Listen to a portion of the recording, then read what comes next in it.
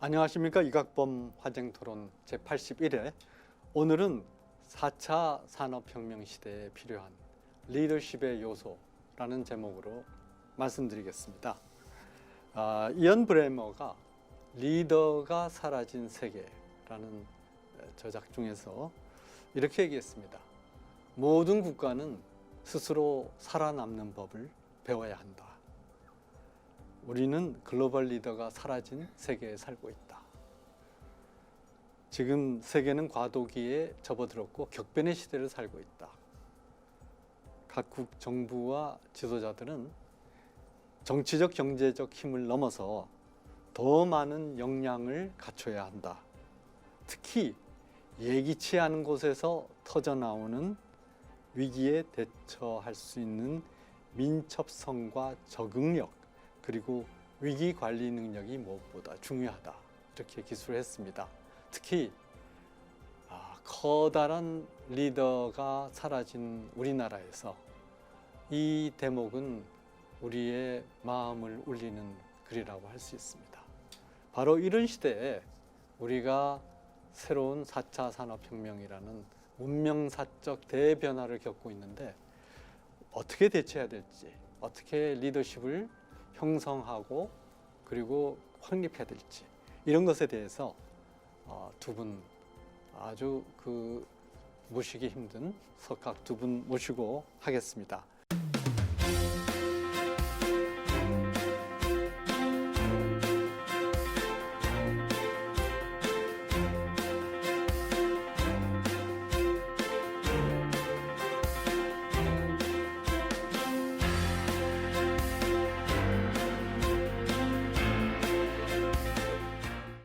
먼저 박형준 현재 동아대학교 국제학부 교수님 소개할 필요도 없이 전에 청와대 정무수석을 지내셨고 국회 사무총장도 지내시고 국회의원까지도 지나신 우리의 다양한 경험을 통하여서 우리 사회에 꼭 필요한 말씀을 해주시는 분입니다.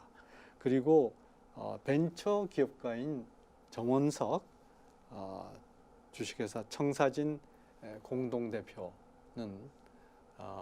여의도 연구소에서도 지금 직책을 갖고 계시죠? 네, 그렇습니다. 네, 특히 지금 현재 우리가 그동안 이 민주적 리더십이 많이 필요하다 하는 얘기를 했습니다. 근데 우리는 어떻게 민주화가 진행되면 될수록 민주적 리더십 대신에 상당히 자기 고집형, 이념형, 경직형 리더십이 민주화와는 반대되는 방향으로 끌고 가지 않는가, 이런 생각을 합니다. 그래서 박형준 총장님, 우선 민주적 리더십이라고 그럴 때 제일 먼저 갖춰야 될 요소, 그리고 핵심적인 요소는 어떤 것이 있습니까? 민주적 리더십의 가장 중요한 요소는 저는 역시 소통 능력이라고 생각을 합니다. 네.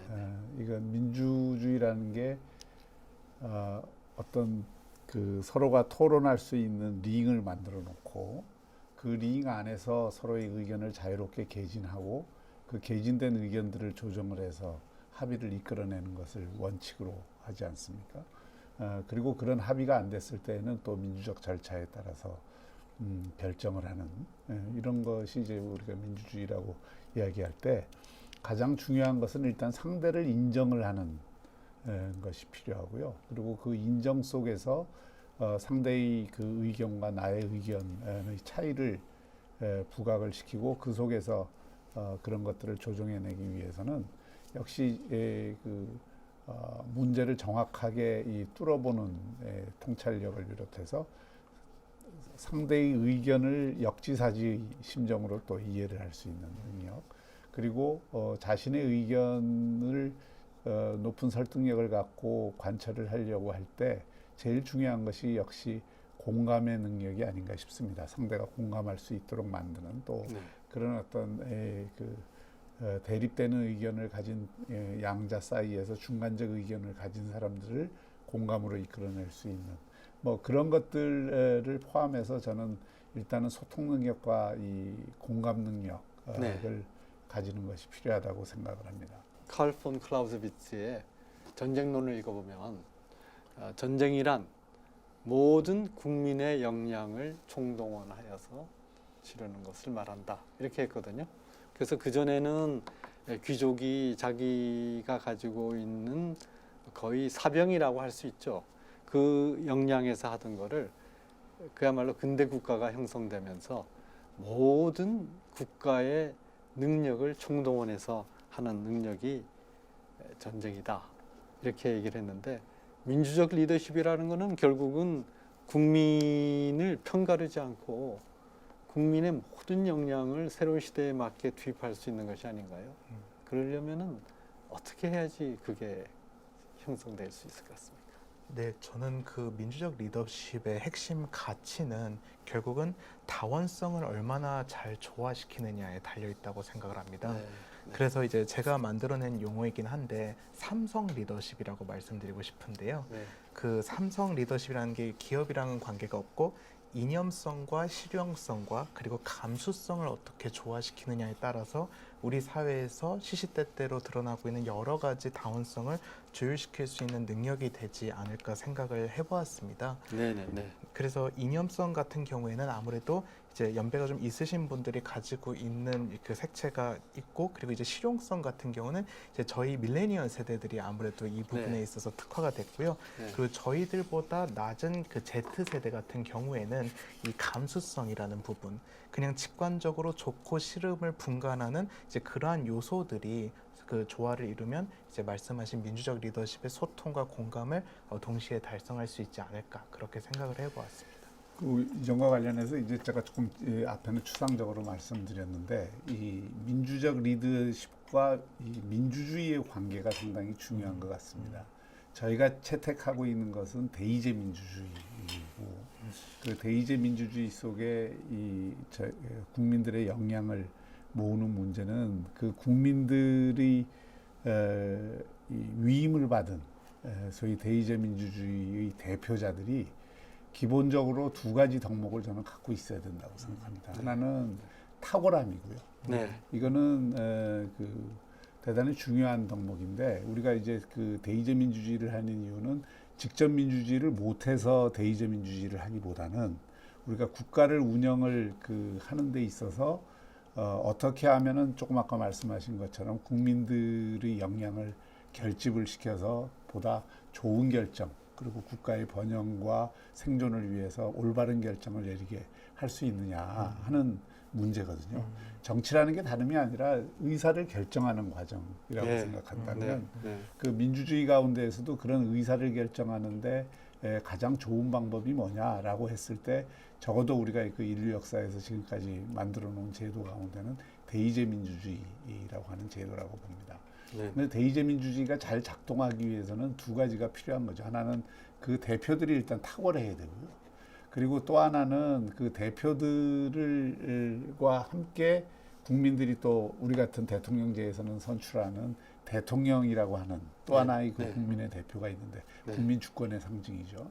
그러니까 이 국민 주권의 상징인 대통령이라고 하는 리더가 그런 어떤 이 대의제 민주주의를 토대로 해서 그 나라가 처해 있는 상황, 그리고 그것을 타개할 수 있는 것에 대해서 높은 수준의 이 또 탁월함을 보여줘야 된다고 생각을 합니다. 그래서 이게 국민들의 대표들이 의회나 대통령이나 그런 탁월함을 보여주지 못하면 이 민주주의는 제대로 작동할 수가 없고요. 그래서 마키아벨리가 국가 리더의 그 비르투스, 네, 역량이 네. 중요하다라고 얘기한 거는 네. 바로 그런 점에서의 탁월함이 국가 지도자가 될 그 사람의 덕목이다라고 하는 것을 강조를 한 것이고요. 네네. 또 다른 한 측면에서 민주주의가 대의제 민주주의에서 잘 작동하기 위해서는 저는 시민적 덕성이 대단히 중요하다고 생각합니다. 네. 대표자들만 탁월해서 되는 것이 아니고 네. 대표들을 뽑는 사람, 또 대표들을 따르는 사람들이 높은 수준의 참여의식과 함께 높은 수준의 민도를 보여줘야 그 민주주의는 살아날 수 있고, 그런 것을 우리가 이제 그 공화주의적인 원칙에서는 시민적 덕성이라고 얘기를 합니다. 그런 시민적 덕성이 이 그 국민들 사이에서 살아 움직일 때 이 두 가지가 합체돼야 사실은 대의제 민주주의라고 하는 이 탁월한 제도가 그 탁월함을 보일 수가 있는 거거든요. 그래서 저는 그런 면에서 지금 대한민국 민주주의라고 하는 것은 이 양면에서 사실은 상당히 아직은 미흡하고, 더구나 지금과 같이 그 이 교수님 말씀하신 것처럼 큰 이 시대적인 위기를 겪고 있는, 또 조금 이따 다시 말씀이 나오겠습니다만은 큰 변화의 시기에는 그와 같은 이게 탁월함을 가진 지도자와 탁월함을 가진 시민들이 있지 않으면 네. 이 위기를 네. 제대로 극복할 수 없다, 이렇게 생각을 합니다. 네. 또 말씀 들으면서 생각하니까 우리가 국민이라고 그럴 때 국민은 지고한 존재입니다. 왜냐하면 국민이라고 하는 거는 루소가 얘기했던 일반 의지, 볼롱테 제네랄을 구사하는 그 주체가 바로 국민이거든요. 근데 우리가 흔히 무시하는 것이 일반 의지를 가진 그 국민의 뜻하고 흔히 나타나는 여론조사의 주체가 되는 대중하고는 전혀 다른 존재일 수도 있는데, 우리가 이 둘을 갖다가 혼동해가지고 직접 민주주의가 좋다. 그래서 여론조사로 하면 다 결정되지 않느냐 그러지만은 여론조사야말로 10년 후를 내다보는 정책을 구사할 때 전혀 틀린 경우가 반이 넘는다고 생각할 수도 있습니다. 왜냐하면 여론이라는 것은 그때그때의 그 이익과 목표에 의해서 결정되는 거니까. 그래서 결국은 국민적 역량을 동원한다는 것은 이 탁월함을 갖춘 지도자와 시민적 덕성을 갖춘 그야말로 이 일반 의지를 가진 국민이라는 존재가 결합해야지 되지 않는가, 이런 생각을 하는데요. 이것과 관련해서 이제 우리가 변혁적 리더십이 참 많이 필요한 것 같아요. 그래서 앞에서 이 박 총장도 말씀하시고 우리 정원석 대표님도 말씀하셨던 이 의사소통 능력, 이것이 이제 통해야 되는데, 왜냐하면 의사소통 능력이 있어야지 유연성을 발휘할 수 있거든요. 그래서 어떤 이념을 가졌다 그래서 이제 경직성을 갖게 되면 그 지도자는 이미 유연성을 결여한 것이죠. 그래서 이 경직성을 탈피한 유연성을 가진 지도자야만 이 변혁의 시대를 주도할 수가 있습니다. 변혁의 시대라는 것은 생각하지 않았던 다양한 요소들이 나타나는 것이기 때문에 그런 의미에서 그 유연성을 갖춘 의사소통 능력을 갖추고 이런 지도자의 자질이 어디서 나온다고 보세요? 저는 리더십의 요체는 결국은 대중들에게 어떤 비전을 제시할 수 있느냐가 핵심이라고 생각을 합니다. 네.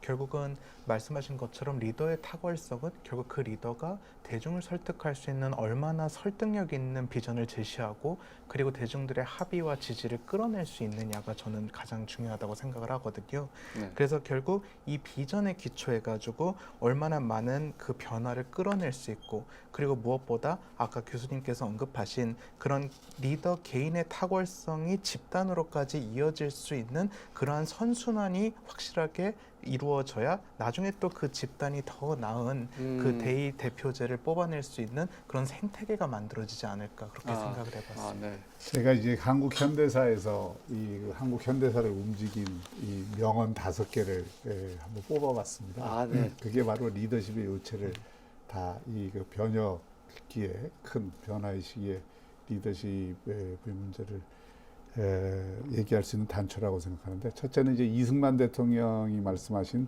뭉치면 살고 흩어지면 죽는다. 네. 이거는 바로 그 분단의 그 엄혹한 상황이 몰아닥치고 있을 때 우리 그 민족이 그 단결하지 않으면 네. 외세에 의해서 또 한 번 이렇게 비극을 맞을 거라고 하는 예측이기도 하고, 또 그 당시 분단 상황에서 각종 이념에 따라서 아주 갈기갈기 찢어진 그런 것들을 한번 모아내고자 하는 국민 통합의 의지를 나타낸 것이고요.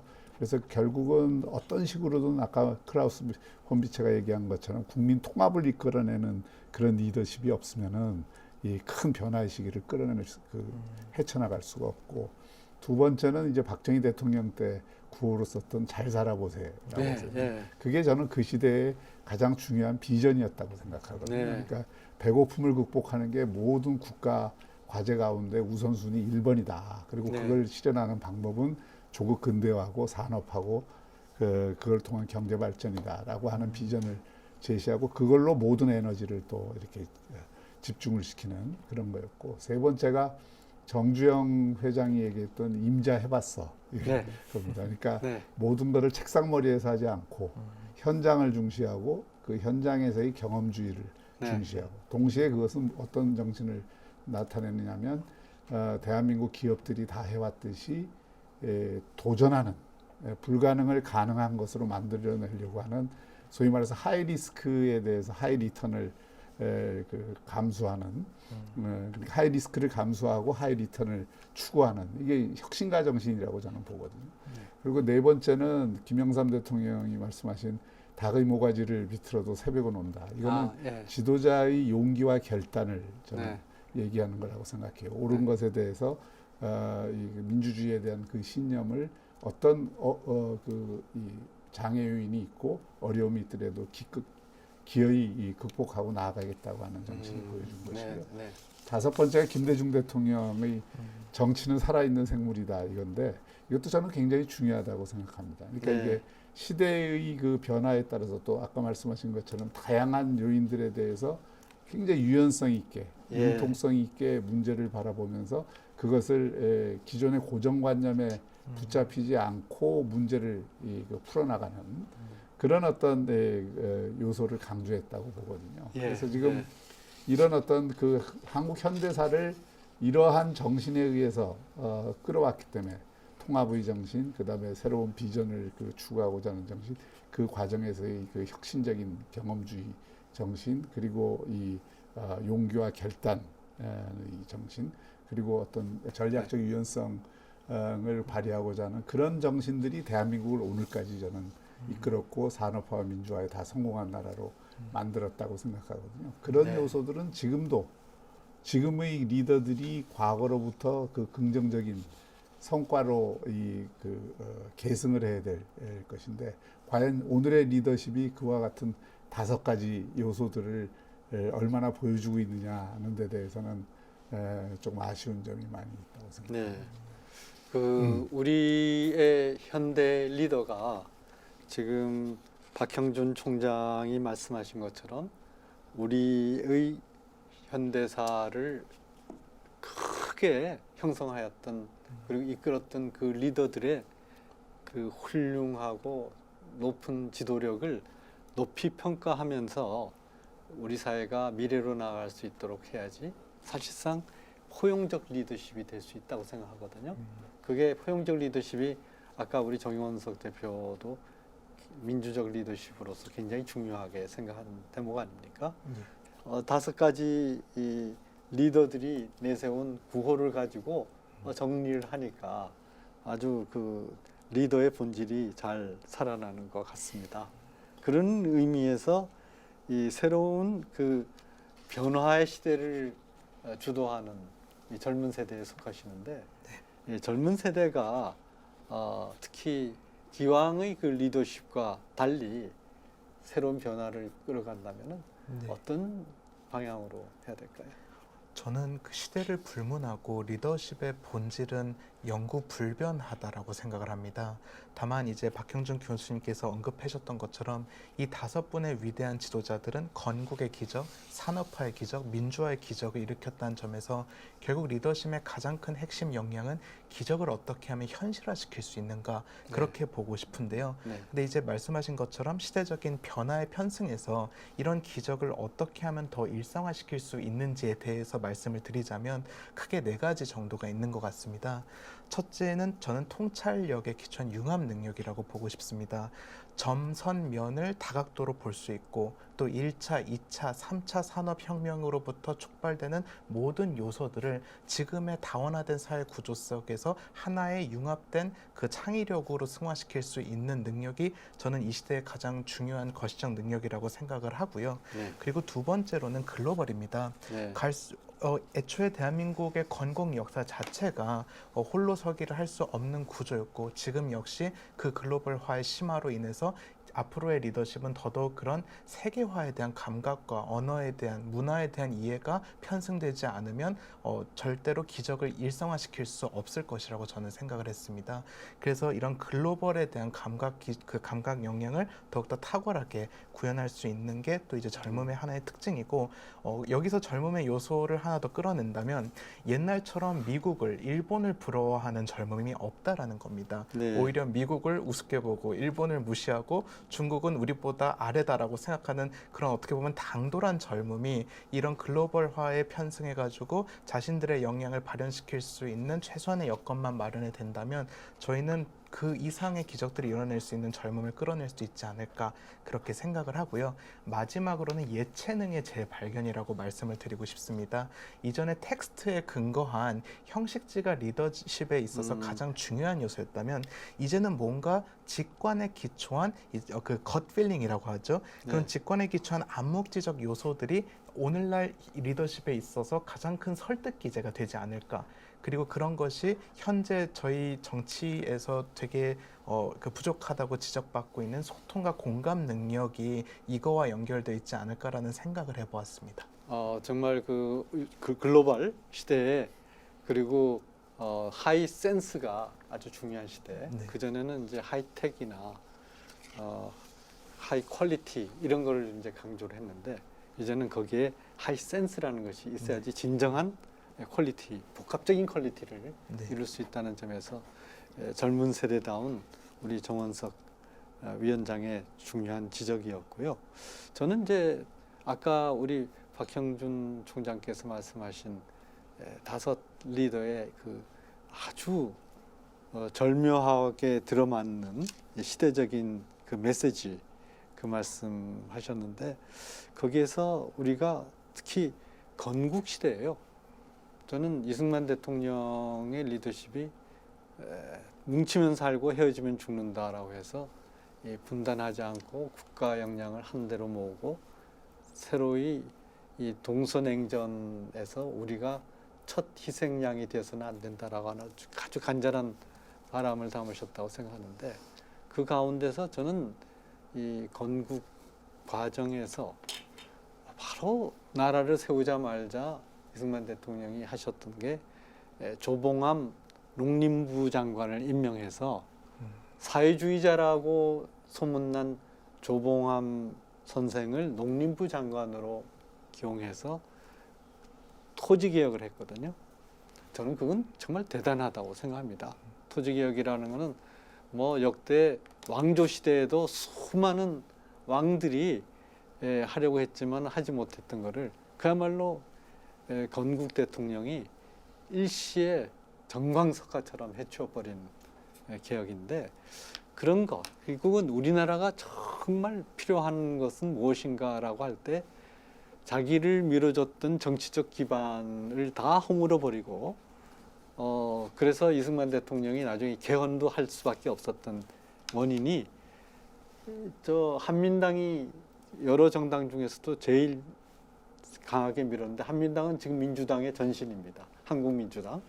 근데 그 한민당의 호남의 지주들이 주축이 된 한민당의 그 지지 기반을 갖고 당선이 됐지만 그러나 그거를 허물어 버리고 이 소작농을 자영농으로 만들었던 이승만 대통령의 그 새로운 리더십 그것에 대해서 우리는 정말 찬사를 보낼 수밖에 없는데 국가와 민족이 간절히 요구하지만 현실적인 여러 가지 권력의 지평에서 수행할 수 없는 것을 해내는 이것이 정말 국가적 지도자라고 할 수 있지 않습니까? 그 국가 지도자의 역할이 특히 중요한 시기가 전환기라고 생각을 합니다. 특히 네. 그 작은 전환기가 아니라 큰 전환기에 나라의 운명이 여러 안팎의 위기 속에서 어떤 길을 선택하느냐에 따라서 터널 속으로 다시 들어갈 수도 있고 큰 이게 밝은 평원으로 나갈 수 있는 여러 출구가 있을 때 그 어떤 출구를 선택을 하느냐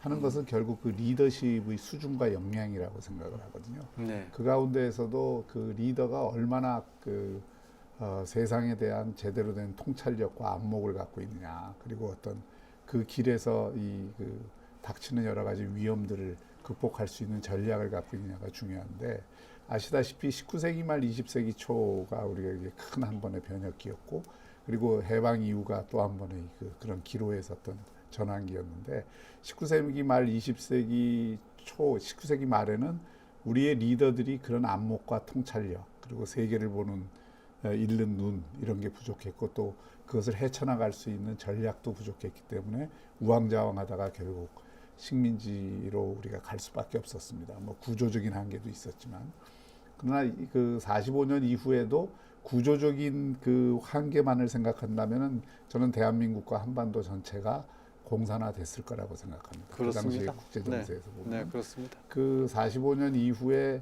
그나마 세계 정세를 그 제대로 그 읽었던 우리 그 민족 주도자가 거의 유일하게 이승만 대통령이고요. 네. 그런 면에서 이승만 대통령이 그 당시 세계 정세 속에서 이 그 한반도 전체의 공산화 흐름을 이 저지하고 이 대한민국을 수립을 해서 어쨌든 이 자유민주주의와 시장경제의 그 토대를 만든 그런 공로는 다른 과가 아무리 많다 하더라도 그 공을 넘지는 못한다라고 저는 생각을 하고, 이승만 대통령의 탁월함은 일단 그 당시 정세를 정확히 보고 보편적 문명의 길이 어디에 있는가를 명확히 하면서 그걸 관철하기 위해서, 이승만 대통령이 미국과 사이가 좋았던 게 아니거든요. 엄청나게 그렇죠. 미국하고 싸워가면서, 당시 미국은 일종의 진보 정부였고 그 안에는 소련의 간첩들도 굉장히 많았고, 미국의 그 한반도 전략이라는 게 그렇게 그 강고하지가 않았습니다. 네. 일종의 그래서 네. 그런 것들을 뚫어내고 사실 대한민국을 만든 네. 그런 그 역사에 대해서 우리가 재평가할 필요가 있고, 지금 말씀하신 것처럼 정부 수립 이후에도 저는 대한민국의 오늘이 있게 한 두 가지 개혁을 이승만 대통령이 하셨다고 생각합니다. 하나가 농지개혁이고요. 그 농지개혁은 조봉암 농림부 장관이 물론 그 농림부 장관으로서 역할을 했지만, 그분은 뭐 사회주의자라기보다는 미국식 진보적 리버럴리스트라고 보는 게 오히려 네. 진보주의자라고 보는 게 타당할 것 같고요. 어쨌든 농지개혁을 통해서 전통적인 지주계급이나 지배계급의 새로운 어떤 그 시장 경제로 가는 길에서의 발목을 안 잡게 한 그런 개혁을 성공시켰다는 것은 세계 그 역사상 농지개혁 가운데 우리나라 농지개혁이 가장 성공한 농지개혁으로 네, 평가를 평가받고 받지 있죠. 않습니까? 네. 그러니까 그게 그 뒤에 근대화 산업화에 아주 토대가 됐고, 네. 또 하나는 교육입니다. 그 이승만 대통령이 미국식 교육을 받은 장본인이고, 그 교육 없이는 한민족의 미래가 없다고 생각을 해서 그 당시 그렇게 어려운데도 의무교육을 네. 실시를 하고, 해방 이후에 문맹률이 한 80%였는데 50년대 후반에는 그게 20%까지 떨어집니다. 네.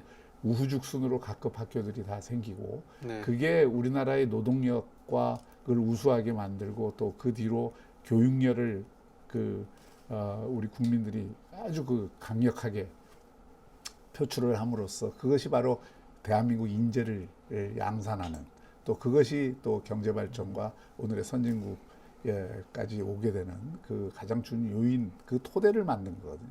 리더십이나 리더라고 하는 건, 전환기의 리더라는 건 바로 그와 같이 3, 40년 뒤에 그 전환기를 뚫고 나갔을 때 그것이 어떤 씨를 뿌렸고 그 씨앗이 어떻게 열매를 맺었는가를 갖고 평가를 해야 된다고 보면, 그런 면에서 이승만 대통령이 그런 건국의 그 이루어내고 그 대한민국을 만들어내고, 그리고 그 대한민국 초기에 자유민주주의 체제와 이 시장 경제를 위한 주요한 개혁들을 이루어낸 것은 굉장히 높이 평가를 받아야 되고요. 말씀이 나온 김에 한 말씀 더 하면, 그 토대 위에서 사실은 한미동맹이라고 하는 것이 세워진 것이고, 우리가 강대국이나 패권국이 아닌 이상 상대적으로 작은 국가들은 역사적으로 항상 그렇습니다마는 동맹을 어떻게 설정하느냐에 따라서 그 나라의 운명이 완전히 달라지게 되죠. 북한이 소련과 동맹을 맺고 소련식 체제를 이식함으로써 오늘의 전체주의 체제의 어떤 지구상에서 굉장히 이상한 체제가 되어버렸듯이, 네. 한국이 바로 오늘날의 어떤 선진국 3만 달러가 넘는 7번째 나라가 된 것은 바로 그런 어떤 동맹에 기초한 자강을 한 것이거든요. 그러니까 국가 전략에서 제일 중요한 거는 그 시대의 어떤 패권 경쟁 속에서 우리가 어디에 위치를 두고 우리가 누구와 동맹을 하고 그 동맹 속에서 국가의 번영을 어떻게 이룰 것인가에 대한 가장 기본적인 판단이 중요하다고 보는데 그런 면에서 대한민국은 올바른 선택을 한 것이다. 그리고 그 선택을 가져온 리더십에 대해서 우리는 제대로 평가를 할 필요가 있다 이렇게 생각합니다. 네. 이 변혁의 시대에는 이제 지식적 리더십이 중요하거든요. 그래서 지식적 리더십이라고 하면 어떤 지식을 많이 갖추고 있느냐 적게 갖추고 있느냐가 아니라 새로운 시대에 맞는 지식을 수용할 수 있는 능력이라고 저는 생각을 해요. 그거는 지금까지 쭉 내려왔던 어떤 그 교조적인 이념 이런 데 물들지 않고 새로운 시대에 변화하는 지식에 따라서 그 지식을 바탕으로 해서 새로운 변화를 스스로 창출해낼 수 있는 능력 이게 이제 변혁적 리더십하고도 다 통하는데 그런 지식 역량이 우리나라의 미래 사회를 이끄는 우위를 점할 수 있는 역량이 될 수 있다고 생각하거든요. 그래서 리더의 이 지식적 리더십 이거를 제대로 갖추려면 어떻게 해야 되겠습니까? 저는 가장 중요한 게 시스템적 사고 능력이라고 생각을 합니다. 네, 저는 한 개인의 리더십은 그가 부재했을 때 네. 어떤 유산을 남기느냐에 따라 그 리더십의 유용성이 평가가 된다고 생각을 하거든요. 실제로 그 시스템이 제대로 갖춰져서 남겨진 사례가 대한민국이 있고 그리고 기업에서는 삼성이 있고 그리고 또 우리가 해외 기업으로 잘 알고 있는 디즈니가 그 예로 들 수 있다고 생각을 합니다. 네. 그러면 디즈니를 좀 더 예를 들면 옛날에는 그 사회적 통념상 만화로 말하는 것, 만화로 영화를 만든다라는 것도 혁신이었지만 그 대상을 그 당시 사회상에서 가장 혐오스럽게 여겼던 쥐를 캐릭터화했다라는 것 자체가 혁신이었거든요. 그러네요. 그 혁신 네. 정신을 어떻게 시스템화 시켜가지고 지금에 와서까지 이거를 미래 콘텐츠로 계속 승화시키고 발전시키냐. 저는 이 시스템의 형성이 앞으로 지식사회에 있어서 가장 중요한 하나의 척추 역할을 할 거라고 생각을 합니다. 그래서 조금 더 첨언을 드리면 결국 이 시스템을 미래 리더십이랑 접목시켜서 얼마나 유능한 그리고 탁월한 리더십들을 양산하느냐가 이제 저희 리더십의 핵심이라고 보는데 저는 개인적으로 생물학적인 젊음이 미래의 리더십을 담보한다고 생각하지는 않습니다. 오히려 여기 계신 두 분께서 저보다 더 정신적으로 혁신어린 리더십을 가지고 있다라고 생각을 하고 그런 리더십을 갖춘 어른들이 그 리더십을 계승하고 발전시킬 수 있는 그런 젊은 리더십들을 발굴하고 세대 통합 모델에 기초해가지고 시스템을 만들어내면 저는 분명히 대한민국의 그 DNA로부터 지금 시대를 거쳐 앞으로 나갈 그 미래의 모습까지도 결국 이 세대의 이어짐으로 인해 저는 그 리더십의 형태는 더욱 발전하고 나아질 거라고 생각을 합니다. 네. 전 세계적인 스타트 기업이나 뭐 유니콘 기업 그리고 전 세계 주도하는 기업들이 다 주도하는 기업들이 한마디로 얘기하면 아마존부터 구글부터 뭐 할 거 없이 다 플랫폼 사업이거든요. 그렇죠. 그러니까 그 플랫폼 사업이라는 것의 특징은 모든 걸 연결을 해주는 거죠. 같은 층 위에 있는 것만 연결해 주는 게 아니라 다른 층 위에 있는 것들을 연결을 해주는. 그리고 그 연결을 통해서 그 연결이라고 하는 게 바로 지금 말씀하신 시스템인데 시스템화하는 건데 네. 그 시스템이 과거의 시스템하고 다른 점은 과거에는 뭐 폐쇄 체계라든지 개방 체계라든지 어떤 특정한 공간에서 그런 것들이 이루어졌는데 지금의 시스템이라는 건 자기 창조적 시스템의 성격을 갖고 있습니다.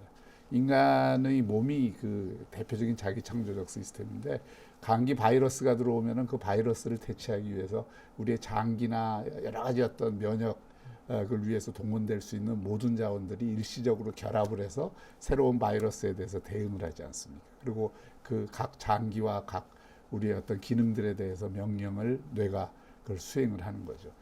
마찬가지로 지금의 어떤 시스템이라는 것은 단순히 서로 연결돼서 체계적으로 관료제처럼 하던 일들을 잘 기능적으로 분업을 해서 한다는 의미를 넘어서서 그런 그 연결을 통해서 새로운 창조적인 그 대응과 그 결과를 만들어낼 때 그걸 지금의 어떤 그 초연결 시대의 그 융합이라고 우리가 얘기를 하고 그런 것들을 하기 위해서는 사실 아까 이제 그 새로운 리더가 가장 중요한 덕목 중에 하나가 이 통찰력이라고 우리가 얘기를 했는데 통찰력과 그 통찰력의 기본이 되는 게 사실은 직관입니다. 근데 직관이 아무렇게나 생기는 게 아니고 그런 통찰력을 키울 수 있는 훈련이 되어 있어야 그 통찰력을 기반으로 해서 직관들이 비교적 정확한 직관들이 생기는 거죠. 그리고 그걸 형성하는 데는 단순히 그 통찰력을 생기는 데는 그냥 책상머리 위에 지식만 필요한 게 아니라 현장에서의 경험, 그리고 사람들을 이해할 수 있는 감성, 뭐 이런 또 이 소통 이런 것들이 필요하고, 네. 그런 토대 위에서 사실은 집단지성이라는 게 형성되는 것이거든요. 그래서 저는 이게 우리의 모든 것을 바꿔야 된다는 걸 사실 암시하고 있는 겁니다. 가장 중요한 건 아이들 키우는 문제부터 시작해서 교육부터 시작해서 우리 사회의 사람들의 관계, 그리고 삶의 양식, 생각하는 방식, 이런 것들을 하루아침에는 안 되겠지만 그런 방향으로 전체적으로 크게 바꾸지 않으면 안 되고, 그 바꾸는 속도를 빨리 해야 대한민국이 이런 이게 디지털 트랜스포메이션 시대의 퍼스트 무버, 그러니까 즉 앞서 나가는 선구자적 역할을 할 수 있는 것이지, 이게 남들이 다 한 다음에 우리가 뒤쫓아가면서 우리가 개념은 어느 정도 이해를 한다 하더라도 그 개념을 실행하는 데 늦거나, 그런 실행을 주도할 리더의 생각의 힘이 짧거나 이러면 그게 아무리 좋은 이야기를 하더라도 현실에서는 구현이 안 되는 거죠. 네. 구현이 안 되는 네. 지식은 의미가 없는 거거든요. 그래서 사실은 제가 좀 안타깝게 생각하는 거는 지금 우리 정치를 이끌고 있는 리더십, 결국 국가를 이끄는 것은 정치니까 그 정치를 이끄는 리더십이 바로 이와 같은 어떤 시대의 변화에 맞는 그런 덕목들을 얼마나 갖고 있느냐. 네, 네. 모두가 반성을 해야죠. 특히 그 주도적인 위치에 있는 분들은 그런 점에서 자신의 어떤 실력이 어느 정도 되는가를 스스로 가늠해 볼 필요가 있어요. 그러니까 막연히 그냥 추상적인 개념 몇 개 갖고 우리가 이런 걸 하는 게 아니라, 그런 것들이 그분들의 정치를 통해서 어떻게 구현되느냐가 중요한데, 지금 보면은 되게 단어만 횡행하지 이걸 구동시키는 리더십은 거의 제대로 되고 있지 않습니다. 교육개혁 하나도 지금 제대로 못하고 있지 않습니다. 그렇습니다. 결국은 우리 사회의 여러 연관되는 요소를 제대로 연결하는 플랫폼의 형성 작업, 그것이 새로운 리더로서 중요한 것 같은데, 근데 저한테 2030의 금융과 미디어의 미래가 어떻게 될 것인지 의뢰를 하셨던 아주 훌륭한 분이 계셨어요. 그분은 이제 자기 보통 기업에서 미래 연구 그러면은 기업에 돈을 주시는데, 그분은 자기 사재로 연구를 한번 해봐라 그래서 주셔서, 저는 그 뜻이 대단히 중요하기 때문에 다 여러 전문가들하고 상의한 끝에 1년 뒤에 딱 달랑 30페이지짜리 보고서를 했는데, 그 핵심은 지금 현재 있는 은행의 브랜치, 그 다음에 신문의 윤정기, 그 다음에 공중파의 의미는 사라지고 남는 것은 이것을 다 연결하는 정보의 연결 플랫폼입니다. 그렇게 금융하고 미디어하고 똑같습니다. 그래가지고 그려서 이제 드렸어요. 이분이 대실망을 하셨습니다. 그래가지고 도대체 이게 1년 동안 연구한 결과가 이거냐? 그래서 제가 그분이 말씀하신 거를 다 듣고 난 다음에 역량이 부족해서 미안하다고 나왔습니다마는, 어떤 느낌이 있었냐 하면은, 그분은 근사한 유화로 멋진 풍경화를 요구했는데 제가 드린 것은 피카소의 소그림, 딱 뿔두개하고 등뼈하고, 누구나 보면은 이거는 소구나 하지만 피카소는 그 그림으로 어마어마한 추상화를 그린 거거든요. 나는 피카소의 소그림을 그려서 드렸는데 이분은 아주 근사하게 채색된 풍경화를 요구하셨구나. 그러니까 결국은 그건데, 지금 박 총장 말씀대로 근사한 미사여구를 할 것이 아니라 바로 이 연결을 하는 플랫폼을 어떻게 구사할 것인가 하는 것이 미래의 기업뿐만 아니라 정치 지도자의 역할이거든요. 예. 그러면은 이렇게 핵심적인 것에 대해서, 방향에 대해서 이해를 하고 이것을 구체적으로 이해할 뿐만 아니라 구사할 수 있는 능력이 필요한데, 예. 우리나라 젊은 세대에게 예. 이런 것을 이해하고 할 수 있는 역량이 있을까요? 저는 디지털의 가장 큰 자산은 의외로 아날로그라고 생각을 합니다. 연결을 말씀하셨고 그 연결은 기술적 발전과 접목되어 가지고 굉장히 다양한 형태로 연결을 거듭해서 초연결 사이로 간다고 하지만 반드시 그 선이 시작되기 전에는 점으로 시작된다고 저는 생각을 합니다. 그 점의 핵심은 결국은 오프라인이거든요. 그 오프라인에서 이루어지는 만남, 그리고 그 만남에 연이어서 우리가 체득하게 되는 암묵지와 형식지, 그런 것들이 어느 정도의 패턴을 그리는 순간 거기에 따라서 기술적 그 변화의 요소와 맞물리는 순간 저는 기적이 일어난다고 생각을 합니다. 그래서 개인적으로 이 정치 부분에 대해서 말씀을 드리면 요즘 기성 정당에서는 젊은이들의 마음을 사기 위해서 온라인 매체를 더 활용을 잘해야 된다, 이런 전략을 구사하지만 저는 오히려 그런 온라인 중심의 사고방식은 젊은이들의 이목을 끌 수 없다라고 생각합니다. 지금 이 단계에서는 정치권이 젊은이들의 이목을 더 끌기 위해서는 더더욱 오프라인으로 가야 됩니다. 더더욱 오프라인으로 가서 그들이 가지고 있는 만남의 패턴이 무엇인지, 연결의 구조와 그 이면에 있는 감수성이 무엇인지, 이런 것들을 체계화시키고 하나의 지식으로 조금씩 축적해 놓지 않으면 저는 연결 사회에 맞대응할 수 있는 그러한 그 보고가 만들어지기 힘들다고 보는 거죠.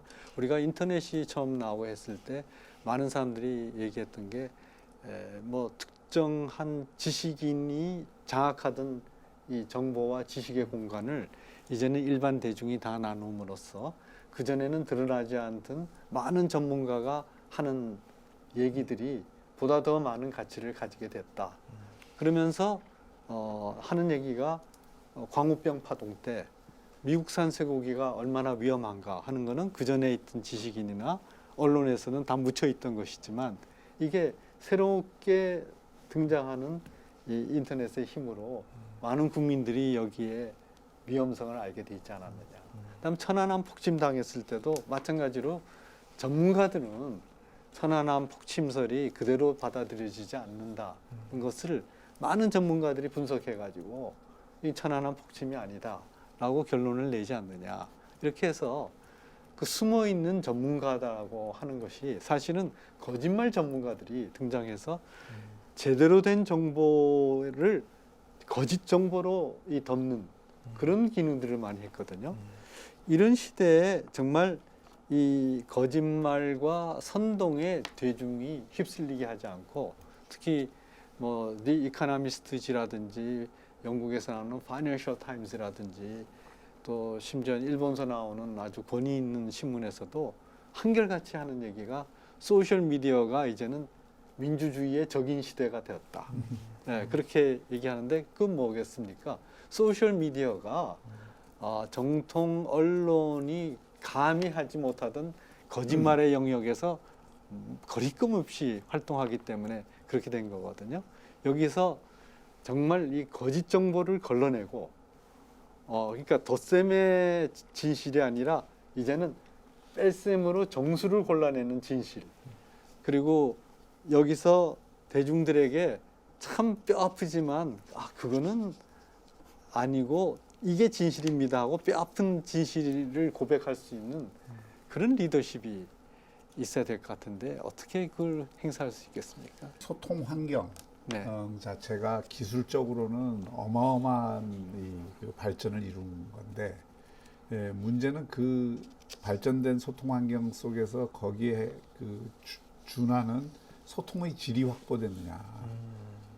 저는 그 점에서는 우려할 점들이 굉장히 많다고 생각합니다. 네. 분명한 것은 이미 지식 정보의 바다 속에서 이미 뭐 그 학교 같은 데에서도 수업에서 교재가 필요 없고 가르치는 게 필요 없을 정도로 이제는 스스로 검색 기능만 잘하고 스스로 잘 찾아서 해석만 잘하면은 얼마든지 전문가가 될 수 있는 세상이 열린 거죠. 그리고 그 전문 지식이 과거처럼 전문가들에게만 독점되지 않고 대중들에게 널리 공유될 수 있는 그 공간이 열렸기 때문에 또 그런 기능이 열렸기 때문에 그런 점은 굉장히 긍정적이라고 보는데요. 소셜 미디어를 중심으로 해서 특히 정치적인 사회적인 의견이 조직되고 그런 것들이 확산되는 과정을 보면 그런 측면보다는 이 분노가 조직되고 증오가 조직되고 자기 확증 편향이 강화되고 그래서 이 결국 자기 편들끼리만 보는 컨텐츠로 직결이 되는.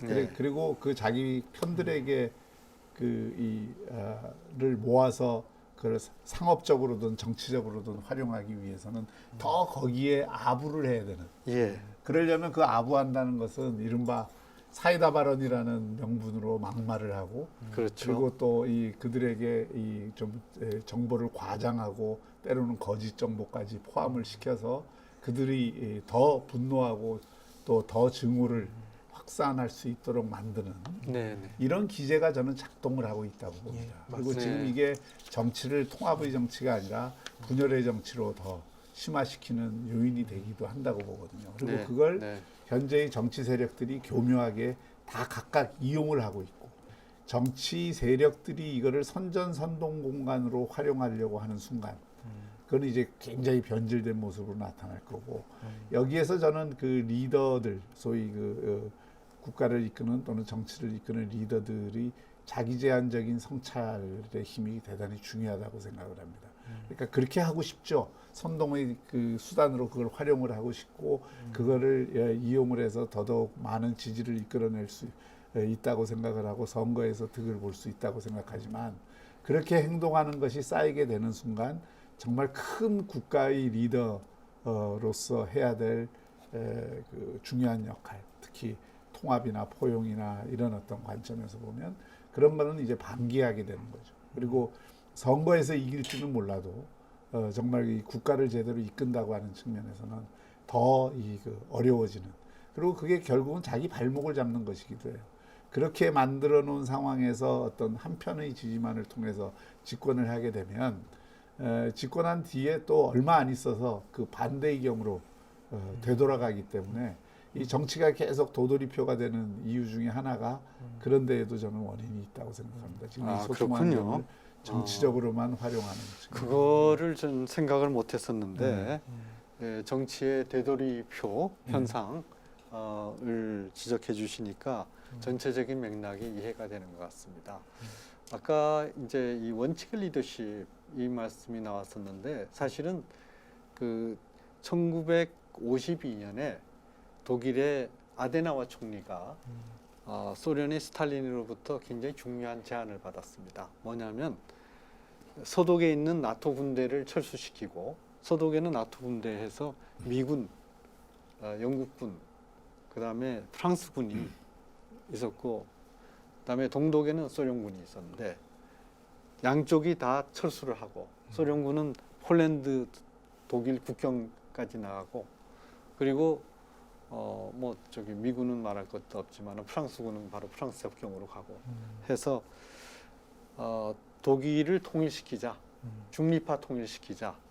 그랬을 때 당시 사회민주당은 물론이고 그 사회민주당은 상당히 사회주의적 성격을 갖고 있다가 1953년에 밭 고데스베르크 선언을 통해 가지고 비로소 혁명을 통한 사회주의는 없다라고 이제 의회주의 사회민주당 선언을 했거든요. 그 전에는 이제 상당히 적색 성격이 있었는데, 그때의 그 사회민주당은 물론이고 기독교 민주당조차, 자신의 기반인 보수 정당인 기독교 민주당조차 영세 중립 통일론에 대해서 이거는 독일 민족이 살 것이다 라고 했을 때 아데나워 총리가 아주 굉장히 참을성 있게 계속해서 이 설득을 했습니다. 자당 의원들에게 한 명 한 명 설득해서 이것은 스탈린의 암괴다. 여기에 우리가 말려들면은 우리는 바로 소련 치하가 된다. 그거를 이제 설득을 했는데, 비슷한 게 우리나라에서 대한민국이 건국되자마자 북한에서 계속 평화통일론을 내세웠어요. 근데 이 평화통일론이라는 것은 사실은 미군정의 정책이었습니다. 아까 우리 박형준 총장 말씀하셨지만 하지 중장 이하 그 미군정은 한국이란 존재를 아주 우습게 보고, 미군 대위가 서울대학교 총장을 할 때니까요. 한국이란 게 얼마나 우습습니까?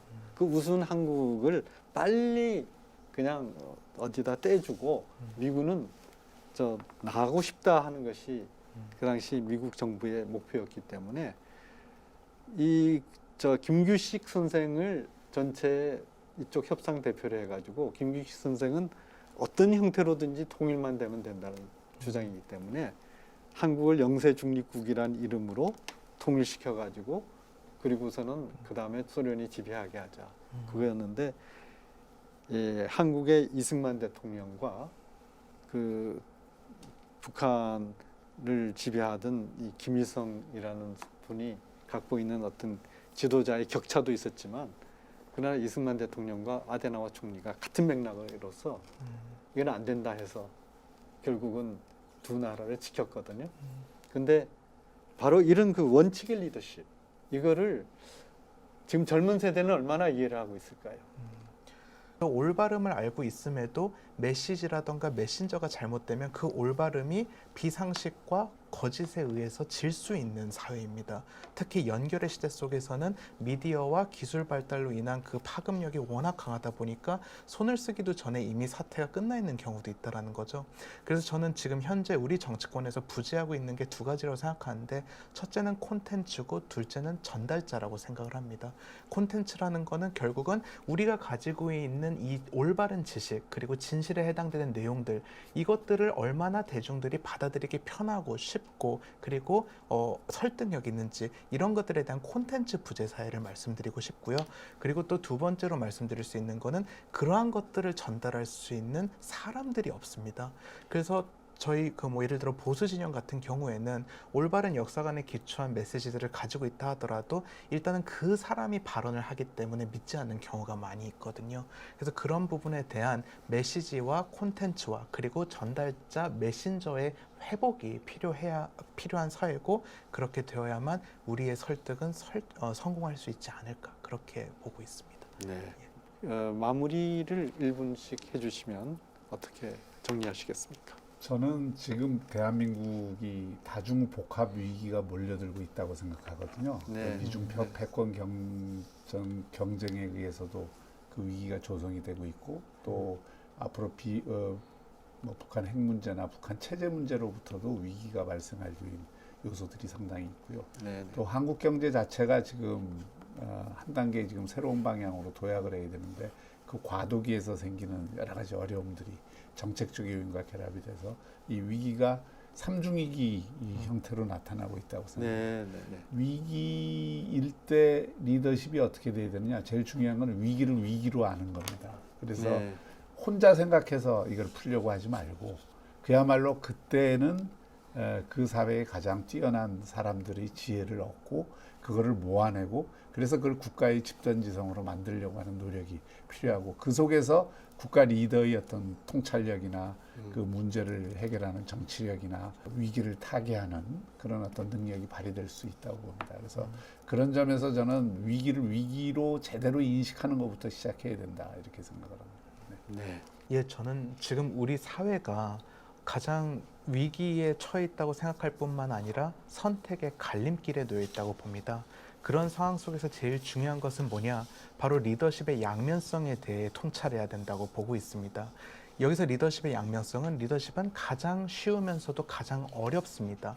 어렵다는 의미는 리더가 되기 위한 조건 그리고 리더로서 갖춰야 되는 품성과 자질 이러한 것들은 평생 수련을 해도 될까 말까 할 정도로 이 리더십의 조건은 가혹합니다.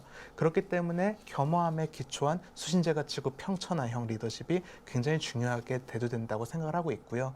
그렇지만 또 한편은 리더십은 쉬워야 합니다.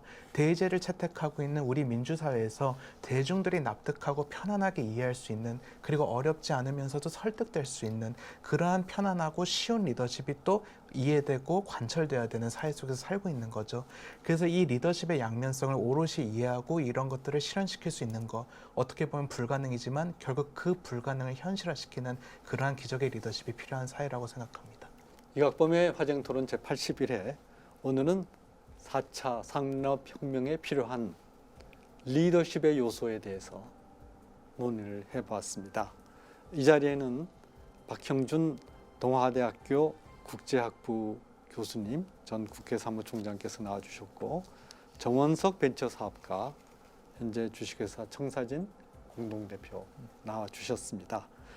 다중복합 위기로 오늘 토론 과정에서 현재 상황이 정의가 되었는데요. 세계적 변화 속에서 우리가 이 변화에 제대로 따라가지 못함으로써 생기는 우리 자체의 이 위기가 여기에 가미되어서 한국이 현재 갖게 되는 이 엄청난 전환기적 위기에서 우리는 간절하게 이 시대를 헤쳐나갈 리더십을 바라고 있습니다.